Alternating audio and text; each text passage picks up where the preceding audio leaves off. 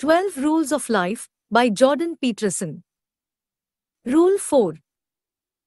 Compare yourself to who you were yesterday, not to who someone else is today.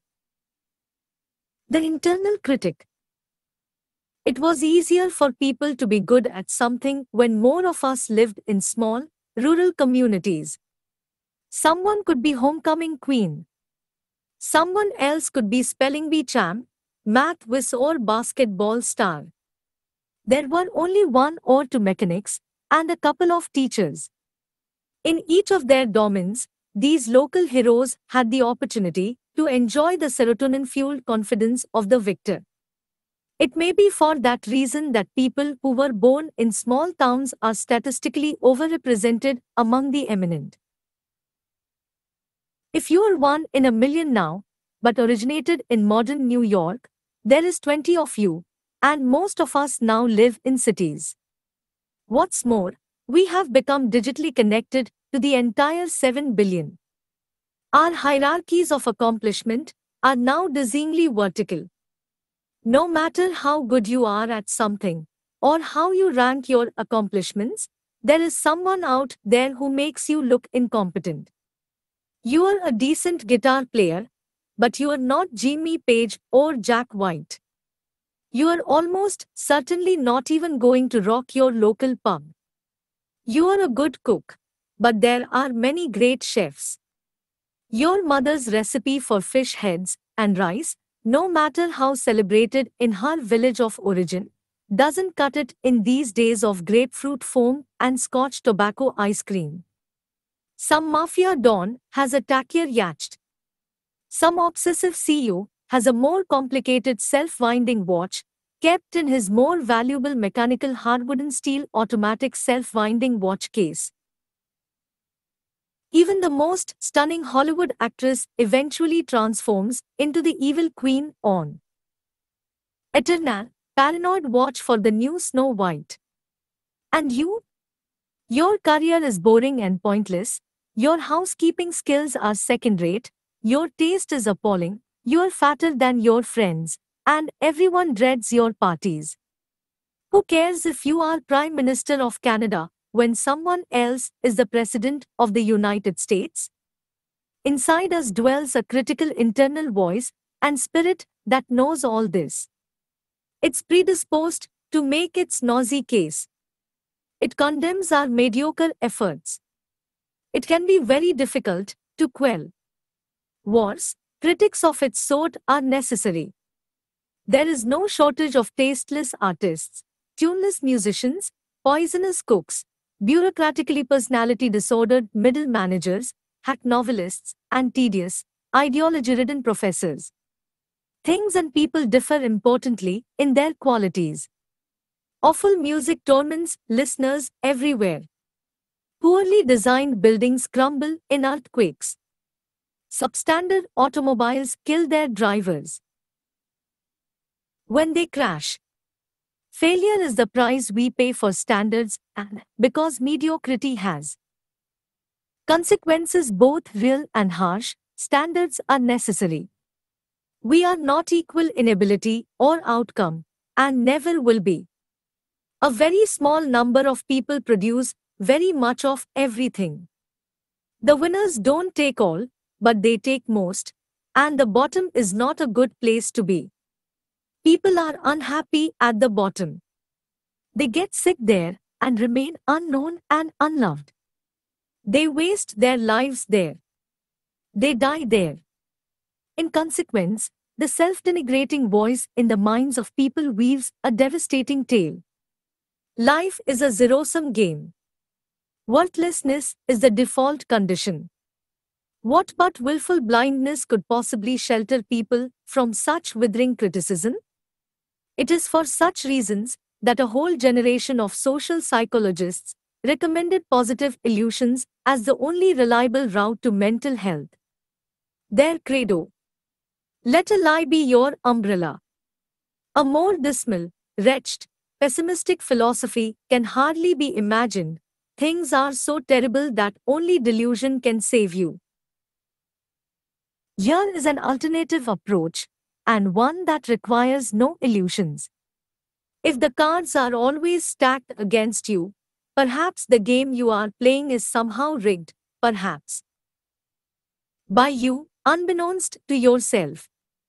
If the internal voice makes you doubt the value of your endeavors, or your life, or life itself, perhaps you should stop listening.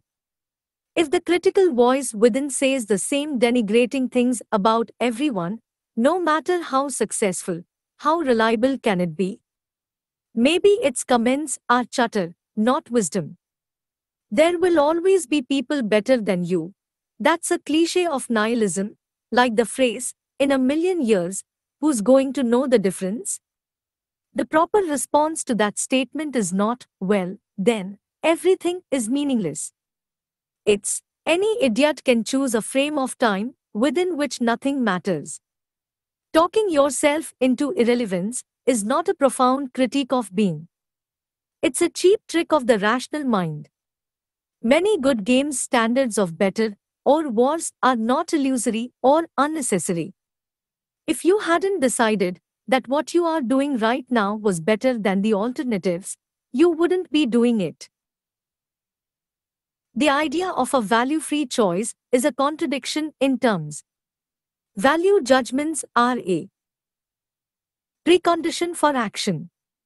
Furthermore, every activity, once chosen, comes with its own internal standards of accomplishment. If something can be done at all, it can be done better or worse. To do anything at all is therefore to play a game with a defined and valued end, which can always be reached more or less efficiently and elegantly. Every game comes with its chance of success or failure. Differentials in quality are omnipresent. Furthermore, if there was no better and worse, nothing would be worth doing. There would be no value and, therefore, no meaning. Why make an effort if it doesn't improve anything? Meaning itself requires the difference between better and worse. How, then, can the voice of critical self-consciousness be stilled? Where are the flaws in the apparently impeccable logic of its message? We might start by considering the all too black and white words themselves, success or failure. You are either a success, a comprehensive, singular, overall good thing, or its opposite, a failure, a comprehensive, singular, irredeemably bad thing. The words imply no alternative and no middle ground. However, in a world as complex as ours, such generalizations, really, such failure to differentiate, are a sign of naive, unsophisticated, or even malevolent analysis. There are vital degrees and gradations of value obliterated by this binary system, and the consequences are not good. To begin with, there is not just one game at which to succeed or fail. There are many games and, more specifically, many good games, games that match your talents, involve you productively with other people, and sustain, and even improve themselves across time. Lawyer is a good game. So is plumber, physician, carpenter, or schoolteacher. The world allows for many ways of being. If you don't succeed at one, you can try another. You can pick something better matched to your unique mix of strengths, weaknesses, and situation. Furthermore, if changing games does not work, you can invent a new one. I recently watched a talent show featuring a mime who taped his mouth shut and did something ridiculous with oven mitts. That was unexpected. That was original. It seemed to be working for him. It's also unlikely that you are playing only one game. You have a career and friends and family members and personal projects and artistic endeavors and athletic pursuits. You might consider judging your success across all the games you play. Imagine that you are very good at some, middling at others, and terrible at the remainder. Perhaps that's how it should be. You might object, I should be winning at everything. But winning at everything might only mean that you are not doing anything new or difficult. You might be winning, but you are not growing, and growing might be the most important form of winning. Should victory in the present always take precedence over trajectory across time? Finally, you might come to realize that the specifics of the many games you are playing are so unique to you, so individual, that comparison to others is simply inappropriate. Perhaps you are overvaluing what you don't have and undervaluing what you do. There is some real utility in gratitude. It's also good protection against the dangers of victimhood and resentment. Your colleague outperforms you at work. His wife, however, is having an affair, while your marriage is stable and happy. Who has it better? The celebrity you admire is a chronic drunk driver and bigot. Is his life truly preferable to yours? When the internal critic puts you down using such comparisons, here is how it operates. First, it selects a single, arbitrary domain of comparison, fame, maybe, or power. Then it acts as if that domain is the only one that is relevant. Then it contrasts you unfavorably with someone truly stellar within that domain. It can take that final step even further, using the unbridgeable gap between you and its target of comparison as evidence for the fundamental injustice of life. That way, your motivation to do anything at all can be most effectively undermined. Those who accept such an approach to self-evaluation certainly can't be accused of making things too easy for themselves. But it's just as big a problem to make things too difficult. When we are very young, we are neither individual nor informed. We have not had the time nor gained the wisdom to develop our own standards. In consequence, we must compare ourselves to others because standards are necessary. Without them, there is nowhere to go and nothing to do. As we mature, we become, by contrast, increasingly individual and unique. The conditions of our lives become more and more personal and less comparable with those of others. Symbolically speaking, this means we must leave the house ruled by our Father and confront the chaos of our individual being. We must take note of our disarray without completely abandoning that Father in the process. We must then rediscover the values of our culture, veiled from us by our ignorance, hidden in the dusty treasure trove of the past, rescue them, and integrate them into our own lives. This is what gives existence its full and necessary meaning. Who are you? You think you know, but maybe you don't. You are, for example, neither your own master nor your own slave. You cannot easily tell yourself what to do and compel your own obedience any more than you can easily tell your husband, wife, son, or daughter what to do and compel theirs. You are interested in some things and not in others. You can shape that interest, but there are limits. Some activities will always engage you, and others simply will not. You have a nature. You can play the tyrant to it, but you will certainly rebel. How hard can you force yourself to work and sustain your desire to work? How much can you sacrifice to your partner before generosity turns to resentment? What is it that you actually love? What is it that you genuinely want? Before you can articulate your own standards of value, you must see yourself as a stranger, and then you must get to know yourself. What do you find valuable or pleasurable? How much leisure, enjoyment, and reward do you require so that you feel like more than a beast of burden? How must you treat yourself so you won't kick over the traces and smash up your coral? You could Force yourself through your daily grind and kick your dog in frustration when you come home. You could watch the precious days tick by. Or you could learn how to entice yourself into sustainable, productive activity. Do you ask yourself what you want? Do you negotiate fairly with yourself? Or are you a tyrant with yourself as slave? When do you dislike your parents, your spouse, or your children, and why? What might be done about that? What do you need and want from your friends and your business partners?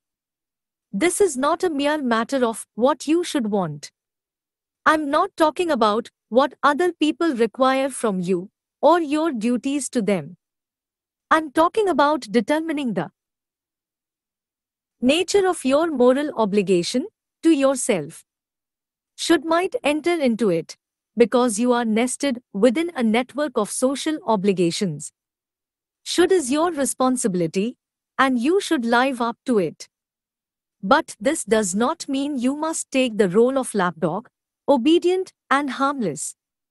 That's how a dictator wants his slaves. Dare, instead, to be dangerous. Dare to be truthful. Dare to articulate yourself and express, or at least become aware of, what would really justify your life. If you allowed your dark and unspoken desires for your partner, for example, to manifest themselves, if you were even willing to consider them, you might discover that they were not so dark, given the light of day.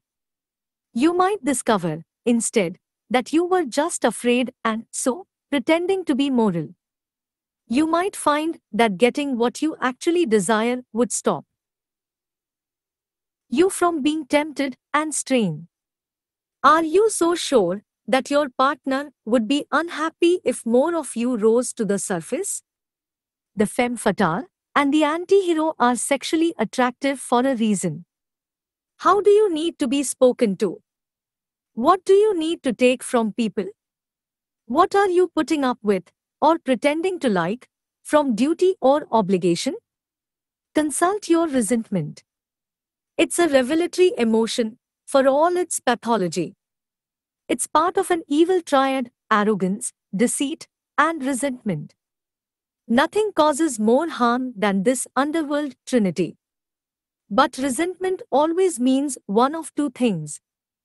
Either the resentful person is immature, in which case he or she should shut up, quit whining, and get on with it, or there is tyranny afoot, in which case the person subjugated has a moral obligation to speak up. Why? Because the consequence of remaining silent is wars. Of course, it's easier in the moment to stay silent and avoid conflict. But in the long term, that's deadly. When you have something to say, silence is a lie, and tyranny feeds on lies. When should you push back against oppression, despite the danger? When you start nursing secret fantasies of revenge, when your life is being poisoned and your imagination fills with the wish to devour and destroy. I had a client decades ago who suffered from severe obsessive-compulsive disorder. He had to line up his pajamas just right before he could go to sleep at night. Then he had to fluff his pillow. Then he had to adjust the bed sheets. Over and over and over and over. I said, maybe that part of you, that insanely persistent part, wants something, inarticulate though it may be. Let it have its say. What could it be? He said, control. I said, close your eyes and let it tell you what it wants. Don't let fear stop you. You don't have to act it out just because you are thinking it.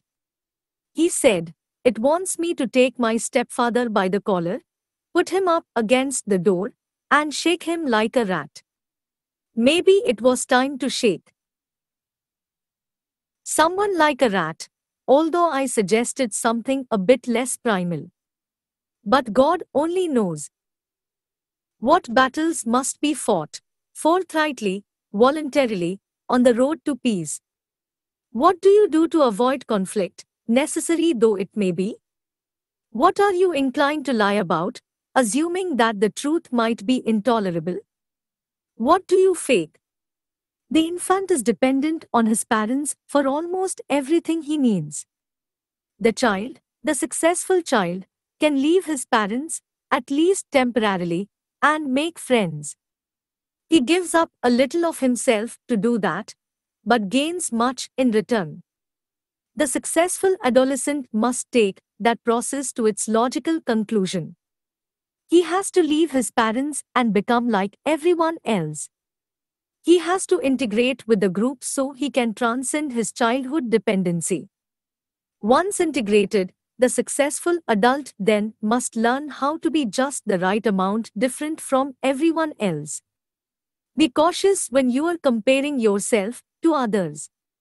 You are a singular being once. You are an adult. You have your own particular, specific problems, financial, intimate, psychological, and otherwise. Those are embedded in the unique broader context of your existence.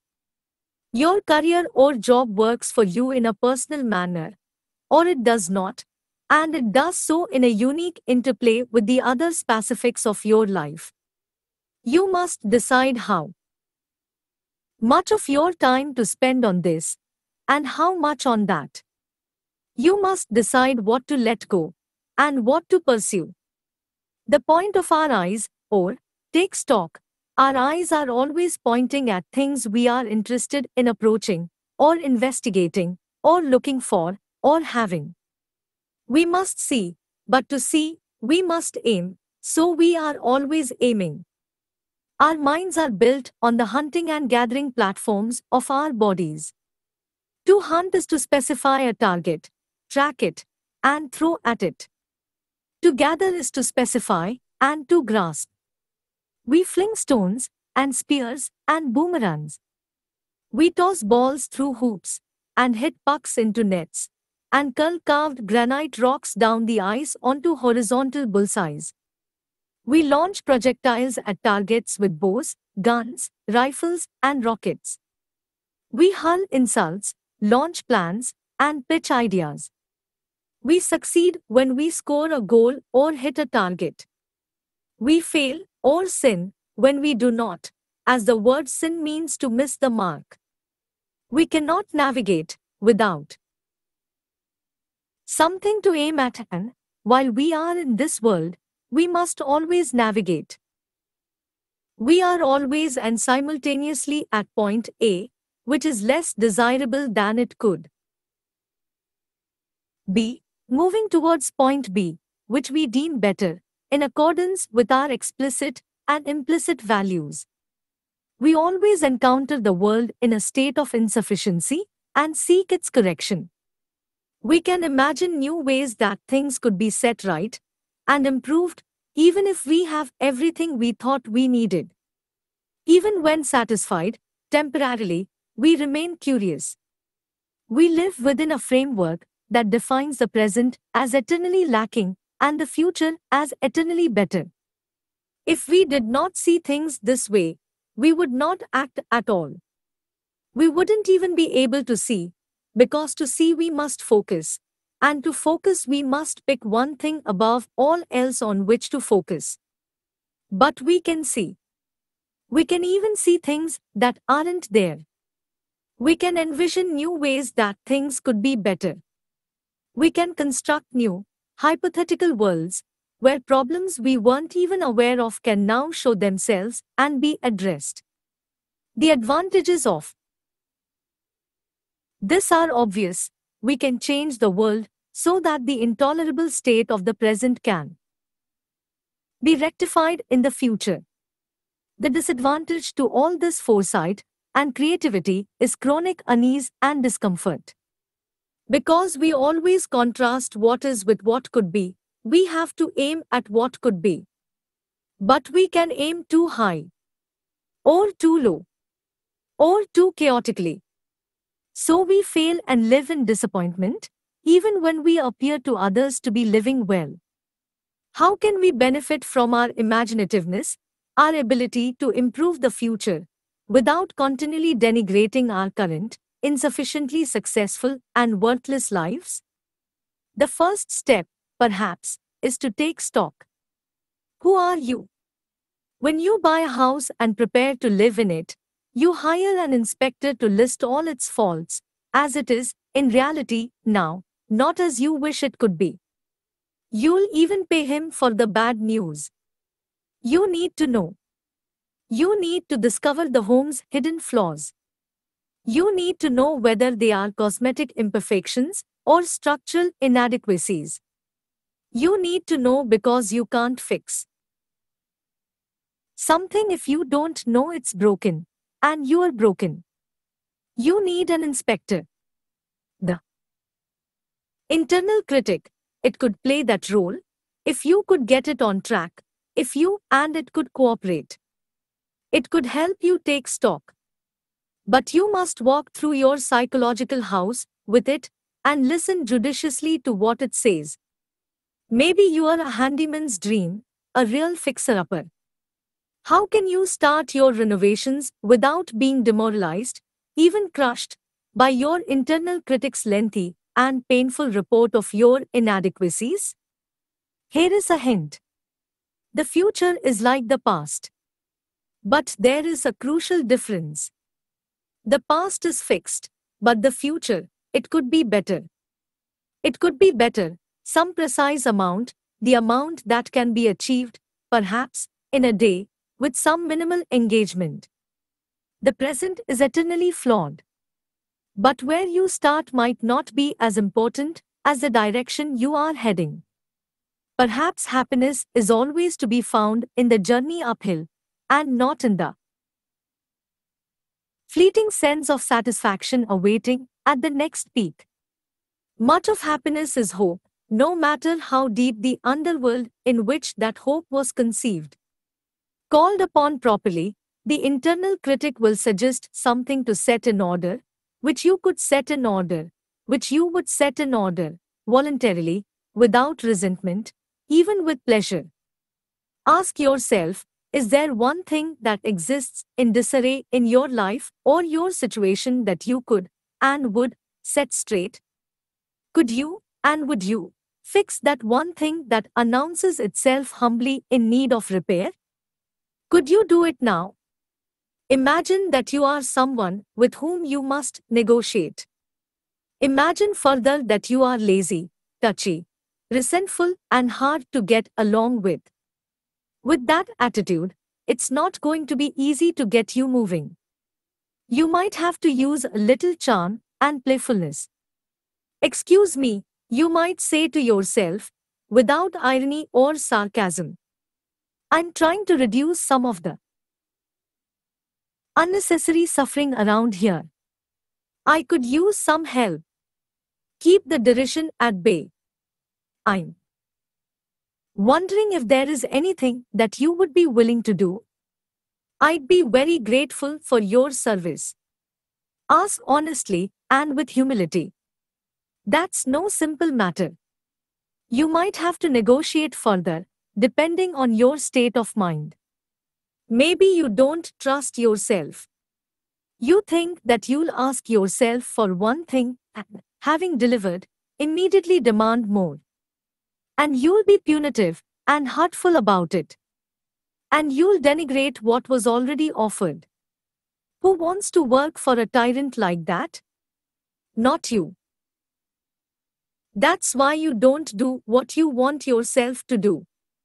You're a bad employee, but a worse boss. Maybe you need to say to yourself, okay, I know we haven't gotten along very well in the past. I'm sorry about that. I'm trying to improve.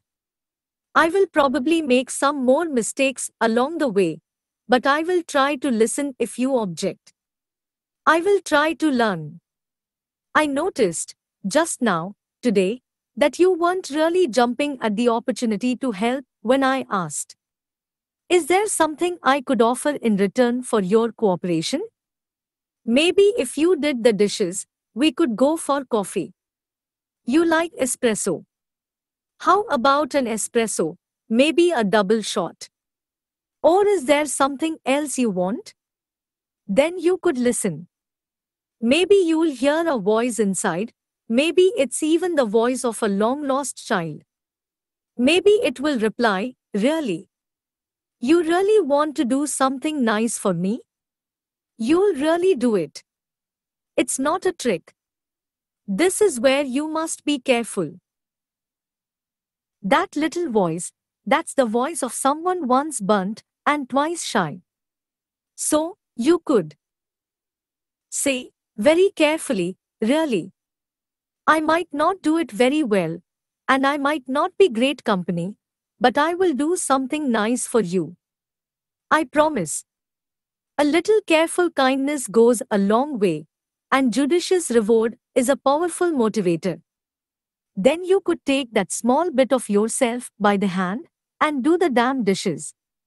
And then you better not go clean the bathroom and forget about the coffee or the movie or the beer, or it will be even harder to call those forgotten parts of yourself forth from the nooks and crannies of the underworld.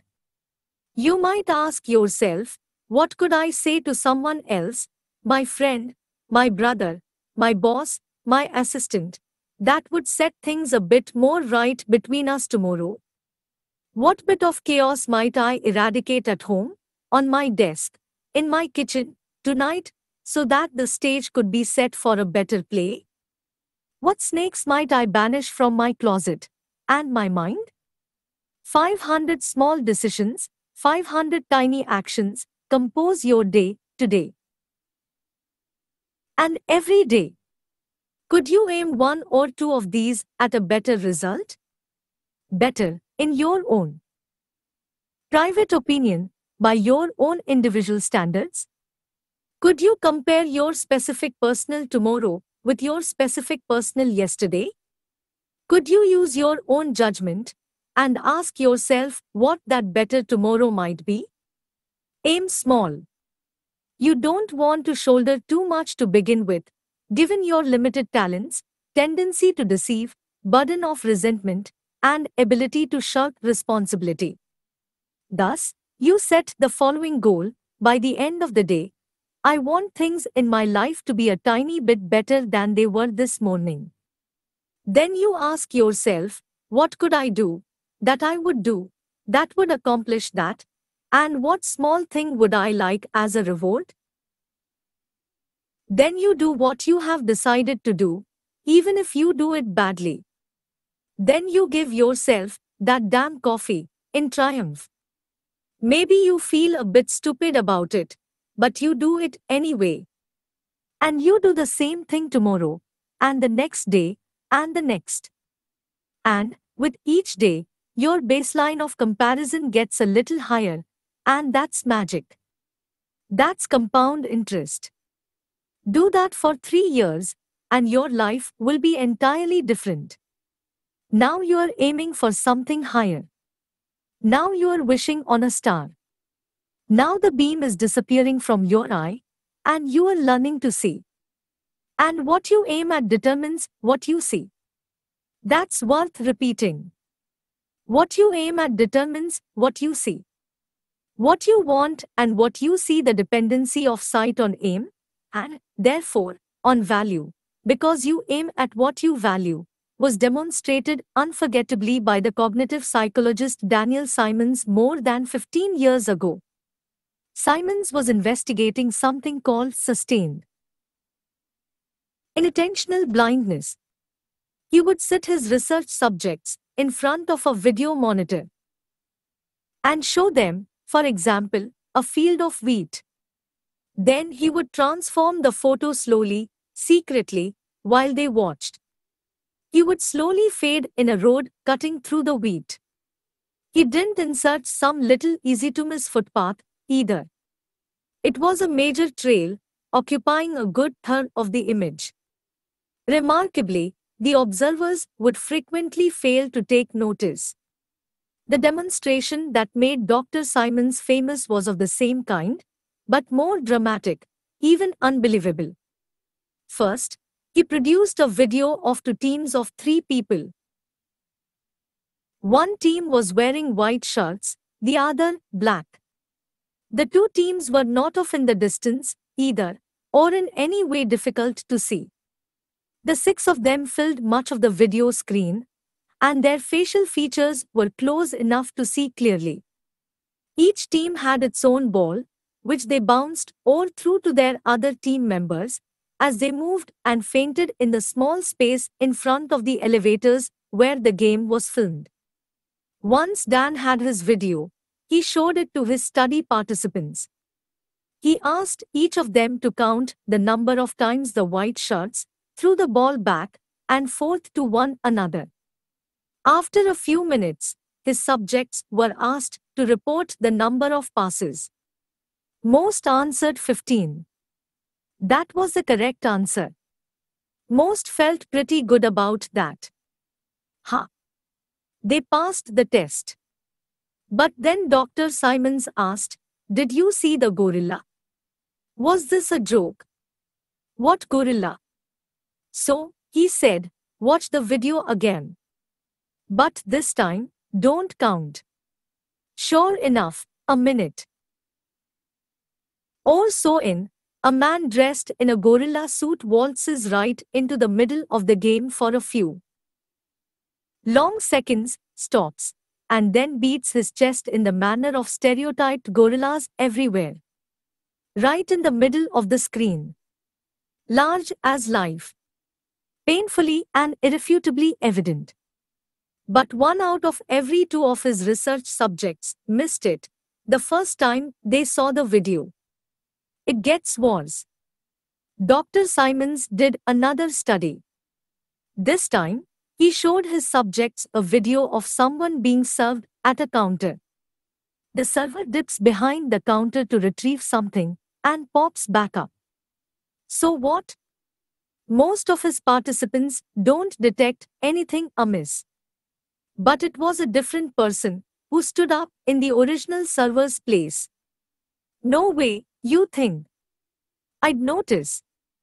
But it's yes way. There is a high probability you wouldn't detect the change, even if the gender or race of the person is switched at the same time. You're blind too. This is partly because vision is expensive, psychophysiologically expensive, neurologically expensive.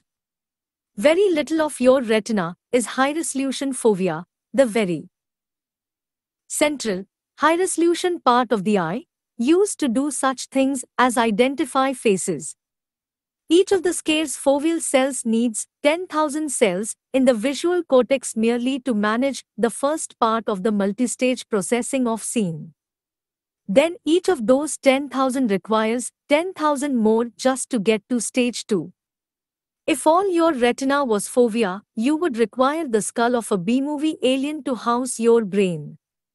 In consequence, we triage when we see. Most of our vision is peripheral and low resolution. We save the fovea for things of importance. We point our high-resolution capacities at the few specific things we are aiming at. And we let everything else, which is almost everything, fade, unnoticed, into the background. If something you are not attending to pops its ugly head up in a manner that directly interferes with your narrowly focused current activity, you will see it. Otherwise, it's just not there. The ball on which Simon's research subjects were focused was never obscured by the gorilla or by any of the 6 players. Because of that, because the gorilla did not interfere with the ongoing, narrowly defined task, it was indistinguishable from everything else the participants didn't see when they were looking at that ball. The big ape could be safely ignored. That's how you deal with the overwhelming complexity of the world. You ignore it, while you concentrate minutely on your private concerns. You see things that facilitate your movement forward, toward your desired goals. You detect obstacles when they pop up in your path. You are blind to everything else, and there is a lot of everything else, so you are very blind. And it has to be that way, because there is much more of the world than there is of you. You must shepherd your limited resources carefully. Seeing is very difficult, so you must choose what to see and let the rest go. There is a profound idea in the ancient Vedic texts, the oldest scriptures of Hinduism, and part of the bedrock of Indian culture. The world, as perceived, is Maya, appearance or illusion. This means, in part, that people are blinded by their desires, as well as merely incapable of seeing things as they truly are. This is true, in a sense that transcends the metaphorical. Your eyes are tools. They are there to help you get what you want. The price you pay for that utility, that specific, focused direction, is blindness to everything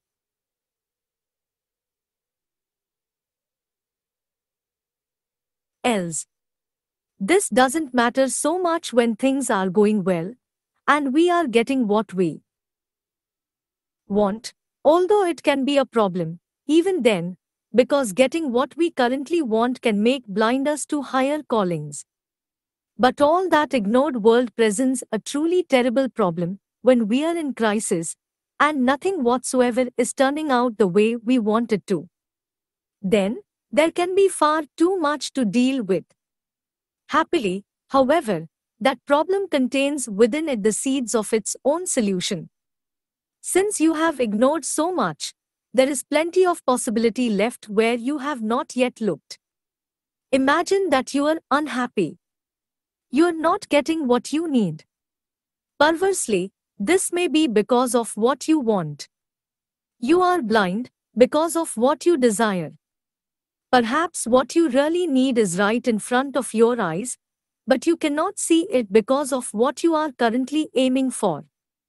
And that brings us to something else, the price that must be paid before you, or anyone, can get what they want, or, better yet, what they need. Think about it this way. You look at the world in your particular, idiosyncratic manner. You use a set of tools to screen most things out and let some things in. You have spent a lot of time building those tools. They have become habitual. They are not mere abstract thoughts. They are built right into you. They orient you in the world.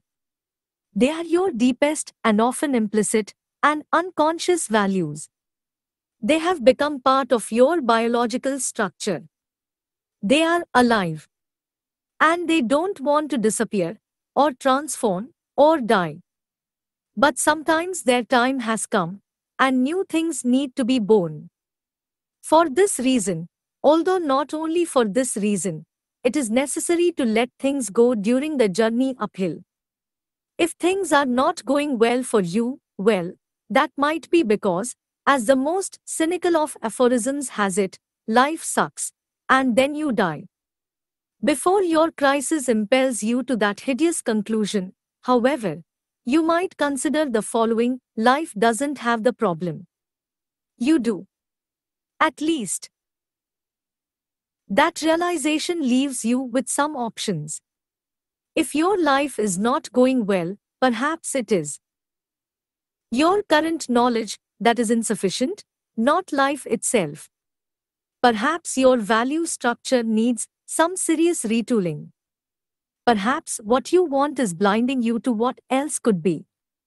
Perhaps you are holding on to your desires, in the present, so tightly that you cannot see anything else, even what you truly need.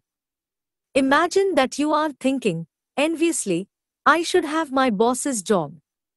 If your boss. Imagine that you are thinking, enviously, I should have my boss's job. If your boss sticks to his post, stubbornly and competently, thoughts like that will lead you into in a state of irritation, unhappiness, and disgust. You might realize this. You think, I am unhappy. However, I could be cured of this unhappiness if I could just fulfill my ambition. But then you might think further. Wait, you think. Maybe I'm not unhappy because I don't have my boss's job. Maybe I'm unhappy because I can't stop wanting that job. That doesn't mean you can just simply and magically tell yourself to stop wanting that job and then listen and transform. You won't, can't, in fact, just change yourself that easily. You have to dig deeper. You must change what you are after more profoundly. So, you might think, I don't know what to do about this stupid suffering. I can't just abandon my ambitions. That would leave me nowhere to go. But my longing for a job that I can't have isn't working. You might decide to take a different tack. You might ask, instead, for the revelation of a different plan, one that would fulfill your desires and gratify your ambitions in a real sense, but that would remove from your life the bitterness and resentment with which you are currently affected.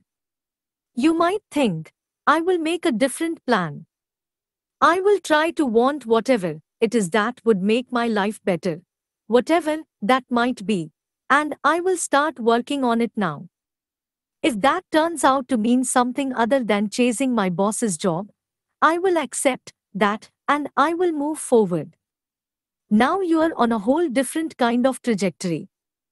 Before, what was right, desirable, and worthy of pursuit was something narrow and concrete.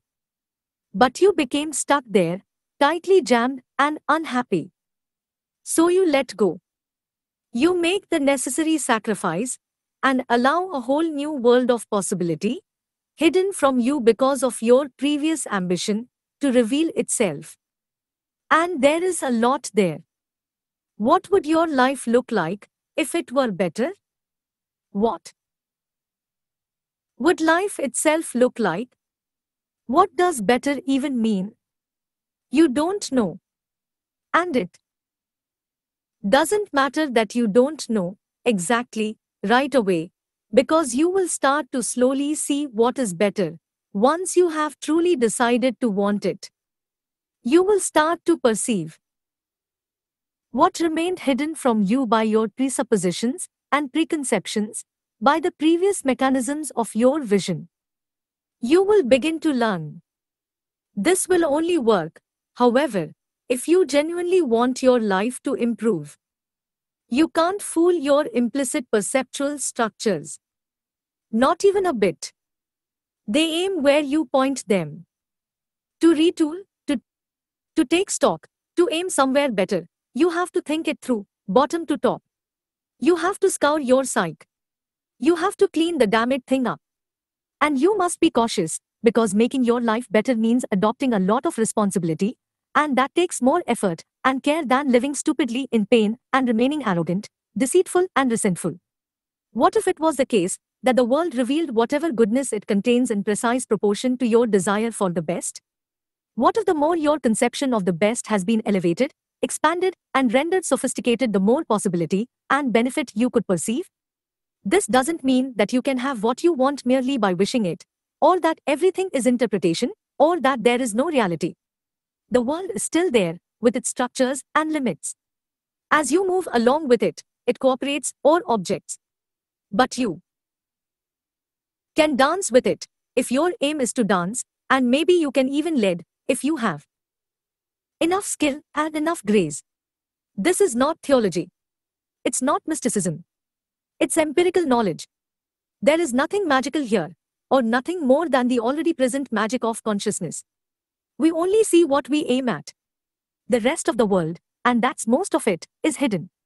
If we start aiming at something different, something like I want my life to be better, our minds will start presenting us with new information derived from the previously hidden world to aid us in that pursuit. Then we can put that information to use and move, and act, and observe, and improve. And, after doing so, after improving, we might pursue something different, or higher, something like, I want whatever might be better than just my life being better. And then we enter a more elevated, and more complete reality. In that place, what might we focus on? What might we see? Think about it like this. Start from the observation that we indeed desire things, even that we need them. That's human nature. We share the experience of hunger, loneliness, thirst, sexual desire, aggression, fear, and pain. Such things are elements of being, primordial, axiomatic elements of being. But we must sort and organize these primordial desires, because the world is a complex and obstinately real place. We can't just get the one particular thing we especially just want now, along with everything else we usually want, because our desires can produce conflict with our other desires, as well as with other people, and with the world. Thus, we must become conscious of our desires, and articulate them, and prioritize them, and arrange them into hierarchies. That makes them sophisticated. That makes them work with each other, and with the desires of other people, and with the world. It is in that manner that our desires elevate themselves. It is in that manner that they organize themselves into values and become moral. Our values, our morality, they are indicators of our sophistication. The philosophical study of morality, of right and wrong, is ethics. Such study can render us more sophisticated in our choices. Even older and deeper than ethics, however, is religion. Religion concerns itself not with mere right and wrong but with good and evil themselves, with the archetypes of right and wrong. Religion concerns itself with domain of value, ultimate value. That is not the scientific domain. It's not the territory of empirical description. The people who wrote and edited the Bible, for example, weren't scientists. They couldn't have been scientists, even if they had wanted to be. The viewpoints, methods, and practices of science hadn't been formulated when the Bible was written. Religion is instead about proper behavior. It's about what Plato called the good. A genuine religious acolyte isn't trying to formulate accurate ideas about the objective nature of the world, although he may be trying to do that too. He is striving, instead, to be a good person. It may be the case that to him good means nothing but obedient, even blindly obedient. Hence the classic liberal Western Enlightenment objection to religious belief: obedience is not enough. But it's at least a start, and we have forgotten this. You cannot aim yourself at anything if you are completely undisciplined and untutored. You will not know what to target, and you won't fly straight, even if you somehow get your aim right. And then you will conclude there is nothing to aim for. And then you will be lost. It is therefore necessary and desirable for religions to have a dogmatic element. What good is a value system that does not provide a stable structure? What good is a value system that does not point the way to a higher order? And what good can you possibly be if you cannot or do not internalize that structure, or accept that order, not as a final destination necessarily, but at least as a starting point? Without that, you are nothing but an adult 2-year-old, without the charm or the potential. That is not to say it again, that obedience is sufficient. But a person capable of obedience, let's say, instead, a properly disciplined person, is at least a well-forged tool. At least that, and that is not nothing. Of course, there must be vision, beyond discipline, beyond dogma. A tool still needs a purpose. It is for such reasons that Christ said, in the Gospel of Thomas, the kingdom of the Father is spread out upon the earth, but men do not see it. Does that mean that what we see is dependent on our religious beliefs? Yes. And what we don't see, as well. You might object, but I'm an atheist. No, you're not. And if you want to understand this, you could read Dostoevsky's Crime and Punishment, perhaps the greatest novel ever written, in which the main character, Raskolnikov, decides to take his atheism with true seriousness, commits what he has rationalized as a benevolent murder, and pays the price. You are simply not an atheist in your actions, and it is your actions that most accurately reflect your deepest beliefs, those that are implicit, embedded in your being, underneath your conscious apprehensions and articulable attitudes and surface-level self-knowledge. You can only find out what you actually believe, rather than what you think you believe, by watching how you act. You simply don't know what you believe before that. You are too complex to understand yourself. It takes careful observation and education and reflection, and communication with others, just to scratch the surface of your beliefs. Everything you value is a product of unimaginably lengthy developmental processes, personal, cultural, and biological. You don't understand how what you want, and, therefore, what you see, is conditioned by the immense, abysmal, profound past. You simply don't understand how every neural circuit through which you peer at the world has been shaped, and painfully, by the ethical aims of millions of years of human ancestors, and all of the life that was lived for the billions of years before that. You don't understand anything. You didn't even know that you were blind. Some of our knowledge of our beliefs has been documented. We have been watching ourselves act, reflecting on that watching, and telling stories distilled through that reflection, for tens and perhaps hundreds of thousands of years. That is all part of our attempts, individual and collective, to discover and articulate what it is that we believe. Part of the knowledge so generated is what is encapsulated in the fundamental teachings of our cultures, in ancient writings such as the Tao Te Ching, or the aforementioned Vedic scriptures, or the biblical stories. The Bible is, for better or worse, the foundational document of Western civilization, of Western values, Western morality, and Western conceptions of good and evil. It's the product of processes that remain fundamentally beyond our comprehension. The Bible is a library composed of many books, each written and edited by many people. It's a truly emergent document, a selected, sequenced and finally coherent story written by no one and everyone over many thousands of years. The Bible has been thrown up, out of the deep, by the collective human imagination, which is itself a product of unimaginable forces operating over unfathomable spans of time. Its careful, respectful study can reveal things to us about what we believe and how we do and should act that can be discovered in almost no other manner. Old Testament God and New Testament God. The God of the Old Testament can appear harsh, judgmental, unpredictable, and dangerous, particularly on cursory reading. The degree to which this is true has arguably been exaggerated by Christian commentators, intent on magnifying the distinction between the older and newer divisions of the Bible. There has been a price paid, however, for such plotting, and I mean that in both senses of the word. The tendency for modern people to think, when confronted with Jehovah, I would never believe in a God like that. But Old Testament God doesn't much care what modern people think. He often didn't care what Old Testament people thought, either, although he could be bargained with, to a surprising degree, as is particularly evident in the Abrahamic stories. Nonetheless, when his people strayed from the path, when they disobeyed his injunctions, violated his covenants, and broke his commandments, trouble was certain to follow. If you did not do what Old Testament God demanded, whatever that might have been and however you might have tried to hide from it, you and your children and your children's children were in terrible, serious trouble. It was realists who created or noticed Old Testament God.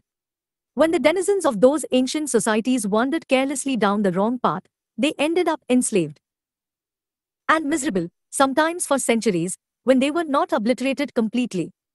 Was that reasonable? Was that just? Was that fair? The authors of the Old Testament asked such questions with extreme caution and under very limited conditions. They assumed, instead, that the Creator of being knew what he was doing, that all power was essentially with him, and that his dictates should be carefully followed. They were wise. He was a force of nature. Is a hungry lion reasonable, fair or just? What kind of nonsensical question is that? The Old Testament Israelites and their forebears knew that God was not to be trifled with, and that whatever hell the angry deity might allow to be engendered, if he was crossed, was real. Having recently passed through a century defined by the bottomless horrors of Hitler, Stalin, and Mao, we might realize the same thing. New Testament God is often presented as a different character, although the book of Revelation, with its final judgment, warns against any excessively naive complacency. He is more the kindly Geppetto, master craftsman and benevolent father. He wants nothing for us but the best. He is all-loving and all-forgiving. Sure, he'll send you to hell if you misbehave badly enough. Fundamentally, however, he is the God of love.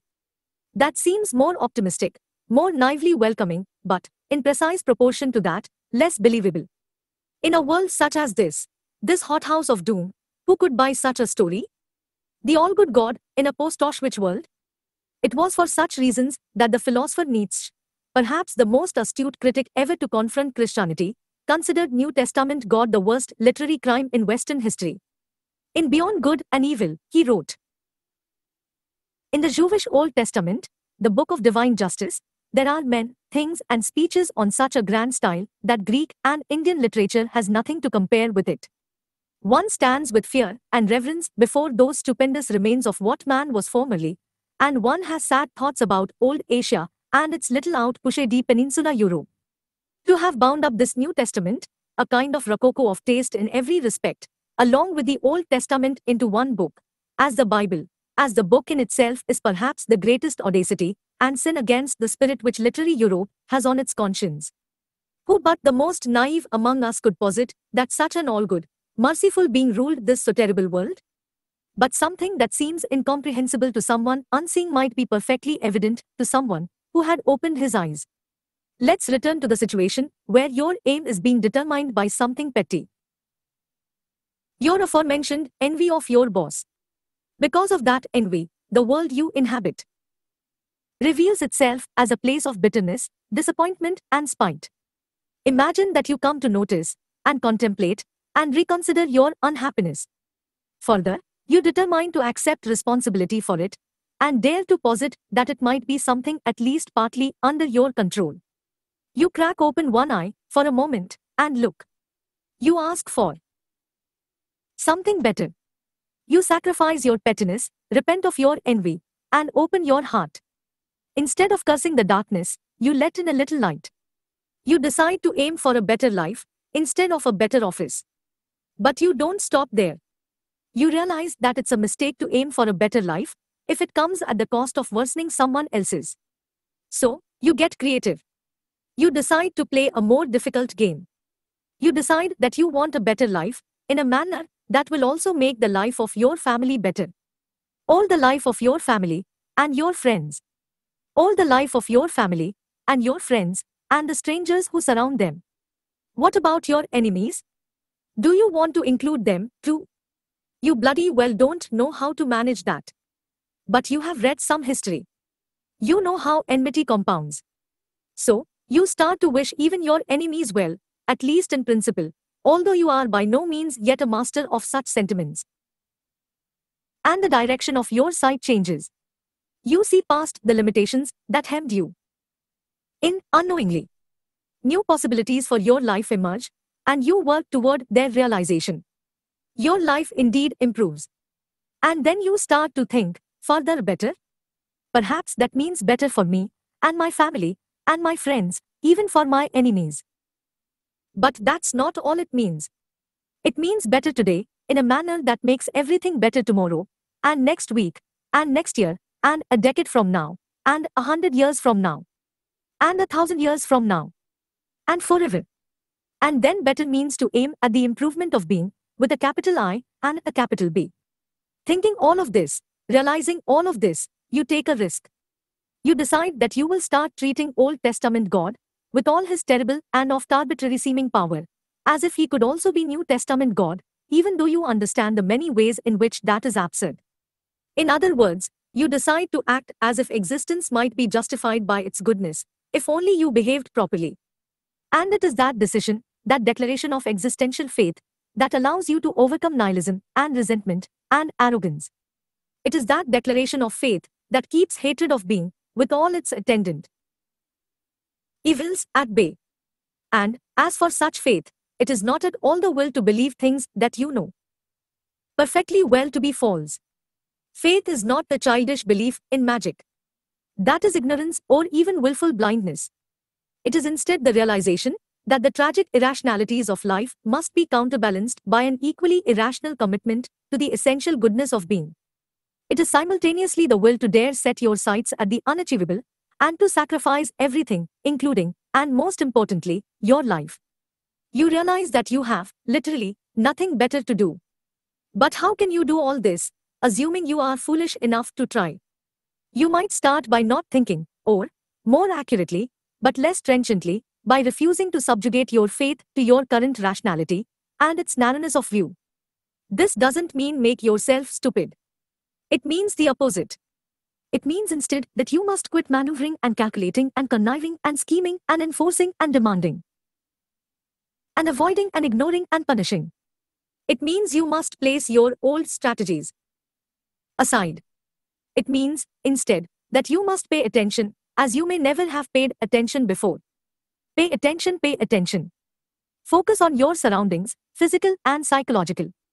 Notice something that bothers you, that concerns you, that will not let you be, which you could fix, that you would fix. You can find such somethings by asking yourself, as if you genuinely want to know, 3 questions. What is it that is bothering me? Is that something I could fix? And would I actually be willing to fix it?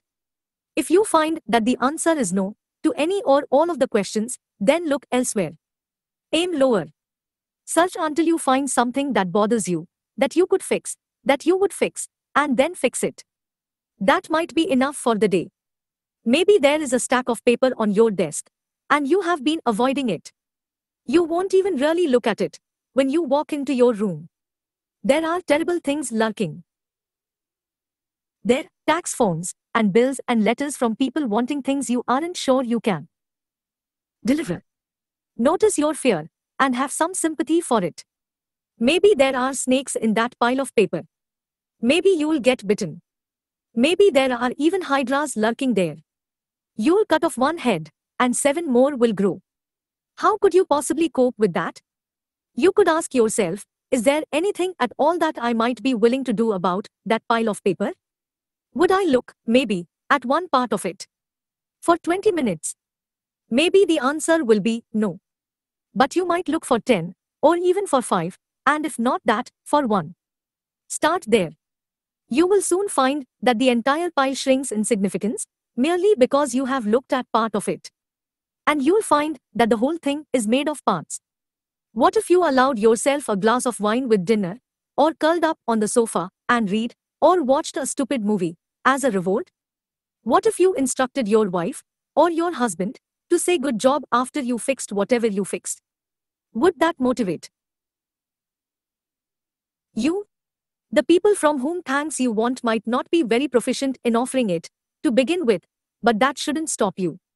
People can learn, even if they are very unskilled at the beginning. Ask yourself what you would require to be motivated to undertake the job, honestly, and listen to the answer. Don't tell yourself, I shouldn't need to do that to motivate myself. What do you know about yourself? You are, on the one hand, the most complex thing in the entire universe, and on the other, someone who can't even set the clock on your microwave.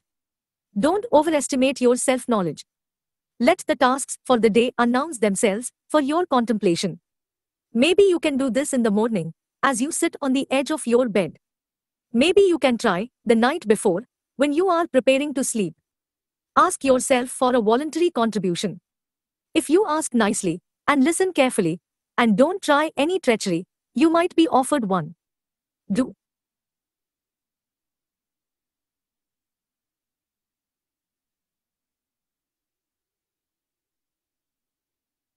this every day, for a while. Then do it for the rest of your life. Soon you will find yourself in a different situation. Now you will be asking yourself, habitually, what could I do, that I would do, to make life a little better? You are not dictating to yourself what better must be. You are not being a totalitarian, or a utopian, even to yourself, because you have learned from the Nazis and the Soviets and the Maoists and from your own experience that being a totalitarian is a bad thing. Aim high. Set your sights on the betterment of being. Align yourself, in your soul, with truth and the highest good. There is habitable order to establish, and beauty to bring into existence. There is evil to overcome, suffering to ameliorate, and yourself to better.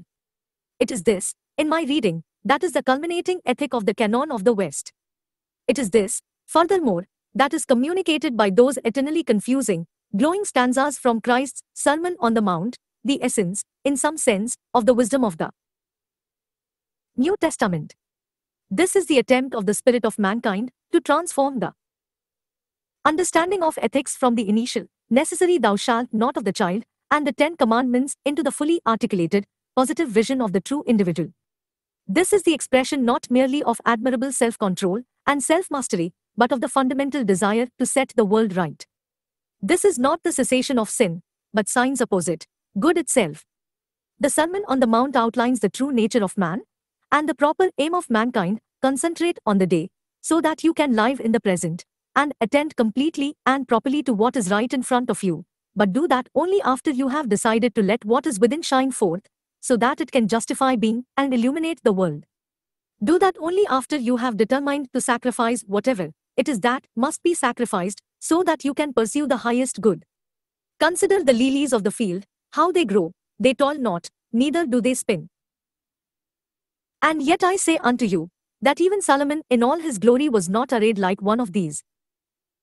Wherefore, if God so clothe the grass of the field, which today is, and tomorrow is cast into the oven, shall he not much more clothe you, O ye of little faith?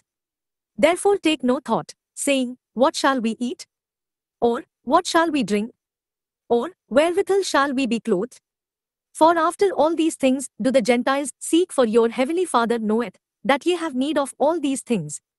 But seek ye first the kingdom of God, and his righteousness, and all these things shall be added unto you. Take therefore no thought for the morrow shall take thought for the things of itself.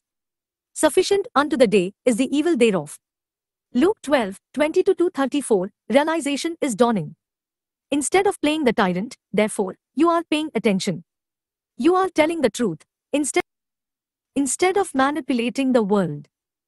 You are negotiating, instead of playing the martyr or the tyrant.